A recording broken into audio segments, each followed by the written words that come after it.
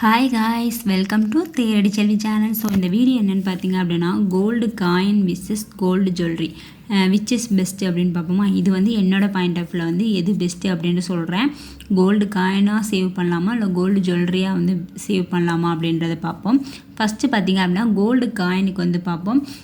இப்போ தான் வந்து நம்ம வீடியோ ஃபஸ்ட் டைம் பார்க்குறீங்க அப்படின்னா தேர்ச்சல் சேனலை வந்து சப்ஸ்கிரைப் பண்ணிக்கோங்க. இது மாதிரி நிறைய கோல்டு சேவிங் ஸ்கீம் வந்து நான் போட்டிருக்கேன், டிப்ஸுமே வந்து போட்டிருக்கேன். தனியாக ப்ளேலிஸ்ட் இருக்குது, செக் பண்ணி பார்த்துக்கோங்க. இப்போ கோல்டு காயின் சேவ் பண்ணோம் அப்படின்னா அதோட ப்ராஃபிட் என்ன இருக்குது, லாஸ் இருக்குது என்ன இருக்குது அப்படின்றத பார்ப்போம். இதோட பார்த்திங்க அப்படின்னா லாங் டைம் இன்வெஸ்ட்மெண்ட். இப்போ கோல்டு காயின் சேவ் பண்ணுறீங்க அப்படின்னா இப்போ இந்த இயர் சேவ் பண்ணிவிட்டு நெக்ஸ்ட் இயரே சேல்ஸ் பண்ணிங்க அப்படின்னா அது உங்களுக்கு கண்டிப்பாக வந்து லாஸ் தான். மினிமம் பார்த்திங்க அப்படின்னா ஒரு 5 இயர்ஸ் சேவிங்ஸ் வந்து பெஸ்ட்டாக இருக்கும். ஏன்னா அதை திரும்பி நீங்கள் ரிட்டர்ன் கொடுக்குறதுக்கு. இப்போ நீங்கள் கோல்டு காயினாக சேவ் பண்ணிட்டு வரீங்க, ஒரு 8 கிராம் வந்து சேவ் பண்ணியிருக்காங்க, ஒரு பவுன் சேர்த்து வச்சுருக்கீங்க அப்படின்னா அது உடனே கொடுத்து உடனே ஜுவல்ஸாக மாற்றினீங்க அப்படின்னா உங்களுக்கு லாஸ் தான். அதையுமே வந்து நம்ம சேனலில் வந்து போட்டிருக்கேன். ஸோ எவ்வளோ லாஸ் ஆகுது அப்படின்னு. அதுக்கு பெஸ்ட்டு வே பார்த்திங்க அப்படின்னா ஒன் டைம் இன்வெஸ்ட்மெண்ட்டில் வந்து அந்த 8 கிராம் காயினையுமே வந்து நீங்கள் போட்டுட்டு 11 மந்த்து கழித்து ஒரு பெரிய ஜுவல்ஸை வந்து வேஸ்டேஜ் இல்லாமல் எடுத்துக்கலாம். இப்போ கோல்டு காயினாகவே நம்ம சேர்த்துட்டு வரோம் அப்படின்னா ஒரு இடம் வாங்க, வீடு கட்ட, குழந்தைங்களுக்கு எதுவும் ஃப்யூச்சரில் ஒரு எஜுகேஷனுக்கு ஹெல்ப் பண்ண அப்படிலாம் இருக்கும்போது பார்த்திங்க அப்படின்னா அதை வந்து விற்றுட்டு நம்ம வந்து அதை பணமாக கூட நம்ம மாற்றிக்கலாம். ஈஸியாக வந்து கோல்டு காயினை வந்து சேல்ஸ் பண்ணிவிட்டு பணமாக வந்து மாற்றிடலாம். பட் வந்து ஒரு 2% வந்து லெஸ் பண்ணுவாங்க. அதுக்கு தான் சொல்கிறேன், ஒரு 5 இயர்ஸ் கழித்து நீங்கள் சேல்ஸ் பண்ணிங்க அப்படின்னா உங்களுக்கு ரொம்பவே ப்ராஃபிட்டாக இருக்கும். இப்போ 5 வருஷத்துக்கு முன்னாடி நீங்கள் வந்து அந்த ஒரு காயினை 1 கிராம் பார்த்திங்க அப்படின்னா ஒரு 4000க்கு வாங்கியிருக்கீங்க. அப்போ இப்போ வந்து நீங்கள் சேல்ஸ் பண்ணுறீங்க அப்படின்னா இப்போ 9000 போகுது. அப்போ உங்களுக்கு ஒரு 5000 வந்து உங்களுக்கு ப்ராஃபிட் தானே. ஸோ அந்த மாதிரி வந்து ஒரு லாங் டூரியேஷன் இருந்துச்சு அப்படின்னா உங்களுக்கு கோல்டு காயின் சேவ் பண்ணுறது வந்து ரொம்பவே ப்ராஃபிட் தான். இப்போ உங்கள் வீட்டில் பெண் குழந்தைகள் இருக்காங்க, அவங்களுக்கு வந்து மேரேஜ் அப்போ அவங்களுக்கு பிடிச்ச மாதிரி டிசைன் வாங்கணும், ஜுவல்ஸ் வாங்கணும் அப்படின்னா நீங்கள் கோல்டு காயினாக வந்து சேவ் பண்ணலாம். நீங்கள் கோல்டு காயினாக சேவ் பண்ணிவிட்டு உங்கள் பிள்ளைங்க கல்யாணம் பண்ணும்போது அவங்களுக்கு பிடிச்ச டிசைன் மாதிரியே நீங்கள் ஜுவல்ஸ் வந்து எடுத்துக்கலாம். இப்போ வர டிசைனே நீங்கள் பார்த்து வச்சுட்டீங்க, ஒரு வேளை ஃப்யூச்சரில் உங்கள் பிள்ளைங்களுக்கு அது பிடிக்கலை அப்படின்னா நீங்கள் அப்போ அந்த ஜுவல்ஸை கொடுத்துட்டு வாங்கும்போது நமக்கு நிறைய லாஸ் ஆகும். அதுக்கு நீங்கள் கோல்டு காயினை கொடுத்துட்டு ஜுவல்ஸ் எடுக்கும்போது உங்களுக்கு பிடிச்ச டிசைனில் எடுத்துக்கலாம். ஸோ அந்த நீங்கள் கொடுக்கும் போகும்போது அப்போ என்ன ட்ரெண்டிங் டிசைனில் இருக்கோ அந்த டிசைனுக்கு வந்து எடுத்துக்கலாம். இப்போ நீங்கள் எடுக்கிறீங்க அப்படின்னா இன்னும் 10 இயர்ஸ் கழித்து இந்த டிசைன் வந்து இப்போ ட்ரெண்டிங்கில் இருக்குது. ஒரு 10 இயர்ஸ் கழித்து அந்த டிசைன் வந்து அப்படியே வந்து க்ளோஸ் ஆயிரும், வேறு டிசைன் வந்து ட்ரெண்டிங்கில் வரும். ஸோ அப்போ வந்து அதை எடுக்கணும்னு நினைப்போம். அப்போ இந்த டிசைனை கொடுத்துட்டு அந்த டிசைன் எடுக்கும்போது நமக்கு நிறைய லாஸ் ஆகும். அதே நீங்கள் கோல்டு காயின் கொடுத்துட்டு ஜுவல்ஸ் எடுக்கும்போது உங்களுக்கு அது ப்ராஃபிட்டாக இருக்கும்.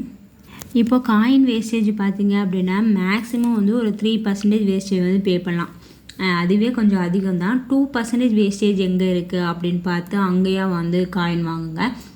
ஏன்னா வந்து வேஸ்டேஜ் வந்து நம்ம அதிகம் வந்து காயினில் வந்து வாங்குறது வந்து வேஸ்ட்டு அப்படின்னு நான் சொல்லுவேன். நமக்கு தான் வந்து லாஸ் ஆகும்.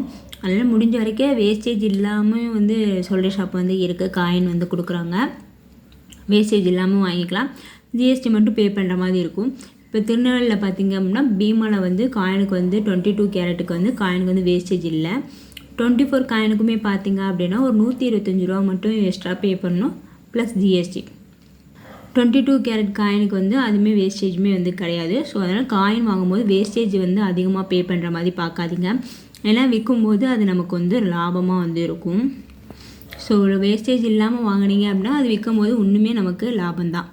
அது இல்லாமல் லாங் டைம், ஸோ ஒரு 5 வருஷம் 6 வருஷம் கேப் கழித்து நீங்கள் காயின் வந்து விற்கும்போது ரொம்பவே வந்து ப்ராஃபிட்டாக இருக்கும். இப்போ ஒரு பெரிய நகை வந்து நம்ம வாங்கணும்னு நினச்சிட்டே இருப்போம். ஸோ அதை எப்படி வந்து சேவ் பண்ணணும்னு நமக்கு தெரியாது. இப்போ ஒரு பவுனில் வாங்கணும்னு நம்ம நினச்சிருப்போம், இல்லை 2 பவுனில் வாங்கணும்னு நினச்சிருப்போம். ஆனால் நம்ம கொஞ்சம் கொஞ்சம் அமௌண்ட் தான் சேவ் பண்ணி வச்சுட்டே வரும். அப்படி இருக்கும்போது நம்ம மாதம் 1 கிராம், மாதம் ஒரு 500 மில்லிகிராம், 1/2 கிராம் இந்த மாதிரி நம்ம சேவ் பண்ணிகிட்டே வரலாம். இப்படி ஒரு சேவ் பண்ணிவிட்டு ஒரு கிராம் வந்ததுக்கப்புறம், 1 பவுன் வந்ததுக்கப்புறமேட்டுக்கு நீங்கள் ஒன் டைம் இன்வெஸ்ட்மெண்ட்டில் இன்வெஸ்ட் பண்ணிவிட்டு நீங்கள் ஒரு ஆரமாக இருக்கட்டும், ஒரு நெக்லஸாக இருக்கட்டும், ஸோ இந்த மாதிரி கூட நீங்கள் எடுத்துக்கலாம். இப்போ ஒரு 10 கிராம் உள்ள காயின் வந்து நீங்கள் வச்சுருக்கீங்க. அது வந்து ஃப்யூச்சரில் வந்து ஒரு பெரிய ஜுவல்ஸாக கூட நீங்கள் அப்போ என்ன டிசைன் வந்து ட்ரெண்டிங்கில் இருக்கோ ஸோ அந்த டிசைனை கூட நீங்கள் வாங்கிக்கலாம். இப்போ சில பேர் பார்த்தீங்க அப்படின்னா 1 கிராம் 2 கிராம் நம்ம சேர்த்து வைக்கணும் அப்படின்றதுக்காக 1 கிராம் 2 கிராம் சொல்லி கையில் காசு இருக்கும்போது அந்த மாதிரி வாங்கிடுவாங்க. அப்போ அந்த சின்ன சின்ன பொருளுக்கு பார்த்திங்க அப்படின்னா வேஸ்டேஜ் வந்து அதிகமாகவும் இருக்கும். அது இல்லாமல் அந்த சின்ன சின்ன பொருளாக தான் இருக்கும். ஒரு பெரிய நகை வாங்கும்போது அது எல்லாத்தையும் நமக்கு கொடுக்கும்போது நமக்கு லாஸ் தான் ஆகும். இப்போ வந்து நம்ம காயினாக சேர்த்து வைக்கிறதுக்கு பார்த்திங்க அப்படின்னா ஒரு கொஞ்சம் அமௌண்ட்டு தான் வந்து தேவைப்படும். இப்போ 1 கிராம் வாங்கணும் அப்படின்னா இப்போ 10,000 வந்து சேமித்து வைக்கணும். இதே வந்து நீங்கள் 1 கிராமில் வந்து ஒரு நகை ஏதாவது எடுக்கிறீங்க அப்படின்னா அதுக்கு வேஸ்டேஜே எப்படியுமே பார்த்திங்க அப்படின்னா ஒரு 12%, அதுக்கு கீழே பார்த்தீங்க அப்படின்னா ஒரு 10. ஸோ அதுக்கு மாதிரி தான் எடுக்கணும். எப்படியும் 10% வேஸ்டேஜ் வந்து பே பண்ணணும்.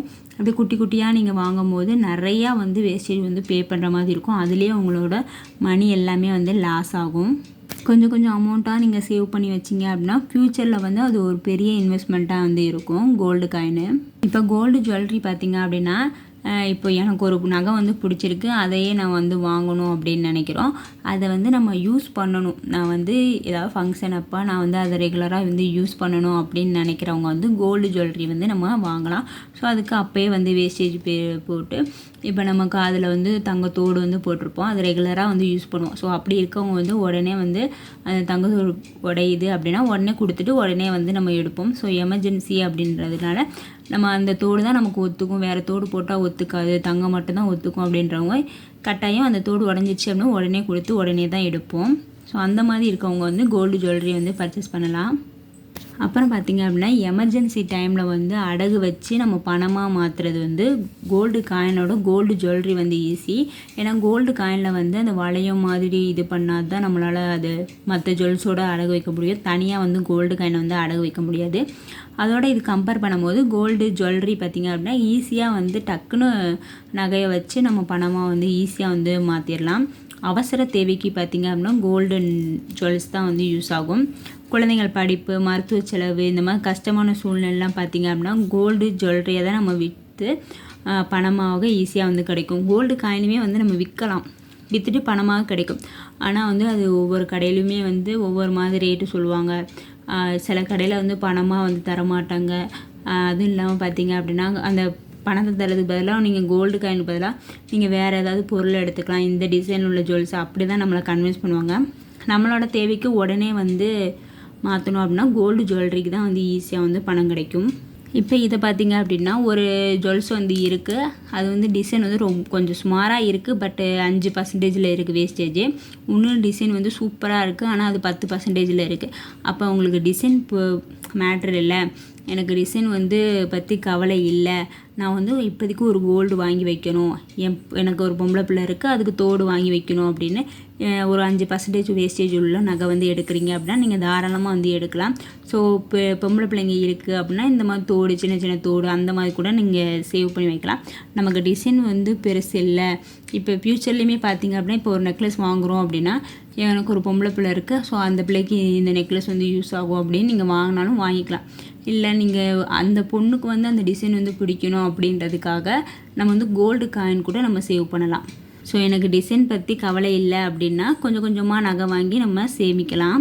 இப்போ கோல்டு ஜுவல்லரியில் டிஸ்அட்வான்டேஜ் என்னென்னு பார்த்திங்க அப்படின்னா செய்கூலி சேதாரம், ஜிஎஸ்டி எல்லாமே நம்ம வந்து பே பண்ணுற மாதிரி இருக்கும். இந்த செய்கூலி சேதாரமும் வந்து அதிகமாக இருக்கும். ஸோ அது எல்லாமே வந்து பே பண்ணுறது வந்து கோல்டு ஜுவல்லரியாக எடுக்கும்போது நமக்கு கொஞ்சம் அது டிஸ்அட்வான்டேஜாக இருக்குது. இதே வந்து நீங்கள் சீட்டு போட்டு கோல்டு ஜுவல்லரி வாங்குறீங்க அப்படின்னா செய்கூலி சேதாரம் இல்லாமல் வாங்கலாம், ஜிஎஸ்டி மட்டும் பே பண்ணுற மாதிரி இருக்கும். பட் 11 மந்த் வந்து அது வெயிட் பண்ணணும். ஸோ மாதம் நம்ம கொஞ்சம் கொஞ்சம் அமௌண்ட்டை வந்து நம்ம கோல்டு காயின் வாங்குறதில்ல, இதில் அந்த அமௌண்ட்டை நீங்கள் சேவ் பண்ணிங்க அப்படின்னா ஒரு பெரிய ஜுவல்ஸாக வந்து எடுத்துக்கலாம். அதை வந்து நீங்கள் ரெகுலராக யூஸும் பண்ணிக்கலாம், ஒரு அவசர தேவைக்கு வந்து விற்கவும் செஞ்சுக்கலாம், அடகும் வச்சுக்கலாம். இப்போ கோல்டு ஜுவல்லரிலாம் நீங்கள் வாங்கணும்னு நினச்சிட்டிங்க அப்படின்னா ஏதாவது ஒரு நகைச்சீட்டு போடுங்க. ஏதாவது ஒரு நகைச்சீட்டு போட்டு வேஸ்டேஜ் இல்லாமல் அந்த நகையை வந்து எடுக்க பாருங்கள். ஸோ அதுதான் வந்து மணி கொஞ்சம் வந்து சேவ் ஆகும்.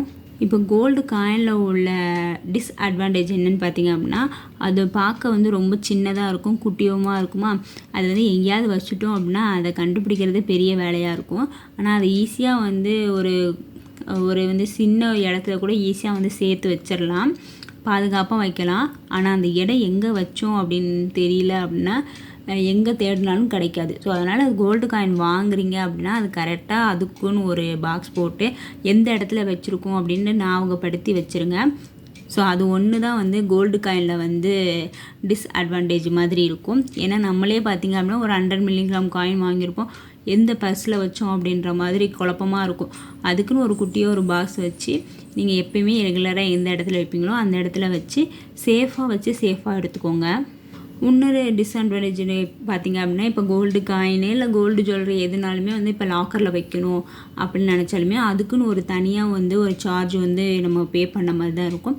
ஸோ அது பார்த்திங்க அப்படின்னா ஆனால் சேஃபாக இருக்கும், கண்டிப்பாக வந்து சேஃபாக இருக்கும். இருந்தாலும் ஒரு மினிமம் சார்ஜ் வந்து பே பண்ணுற மாதிரி இருக்கும் லாக்கரில். கோல்டு ஜுவல்லரியாக இருக்கட்டும் இல்லை கோல்டு காயினாக இருக்கட்டும், எதுலையாவது ஒரு இன்வெஸ்ட்மெண்ட் பண்ணுங்கள். ஏன்னா நாளுக்கு பார்த்திங்க அப்படின்னா தங்கம் விலை வந்து கூடிக்கிட்டே இருக்குது. இப்போ போன இயர் பார்த்திங்க அப்படின்னா 6500 இருந்துச்சு, இந்த இயர் பார்த்திங்க அப்படின்னா 8500 வந்துருச்சு. ஸோ இந்த வருஷமே வந்து 2500 வந்து இன்க்ரீஸ் ஆகிட்டே இருக்குது. அப்படி இருக்கும்போது நீங்கள் எதுலையாவது இன்வெஸ்ட் பண்ணுங்கள். கோல்டு காயின் இல்லைனா கோல்டு ஜுவல்லரி எதில் இன்வெஸ்ட் பண்ணாலுமே கோல்டில் இன்வெஸ்ட் பண்ணியிருக்கோம். ஸோ ஃப்யூச்சரில் வந்து அது பெஸ்ட்டு இன்வெஸ்ட்மெண்ட்டாக இருக்கும். நீங்கள் வந்து எதில் அதிகமாக சேர்த்து வைக்கிறீங்க, கோல்டு காயினாக சேர்த்து வைக்கிறீங்களா, கோல்டு ஜுவல்லரியாக வந்து சேர்த்து வைக்கிறீங்களா அப்படின்னு சொல்லிட்டு கண்டிப்பாக வந்து கமெண்ட் பண்ணுங்கள். ஓகே, இந்த வீடியோ வந்து உங்களுக்கு பிடிச்சிருக்கும்னு நினைக்கிறேன். இந்த வீடியோ உங்களுக்கு பிடிச்சிருக்கு அப்படின்னா தேடி சொல்லி சேனலை வந்து சப்ஸ்கிரைப் பண்ணிக்கோங்க. தேங்க்ஸ் ஃபார் வாட்சிங். பாய்.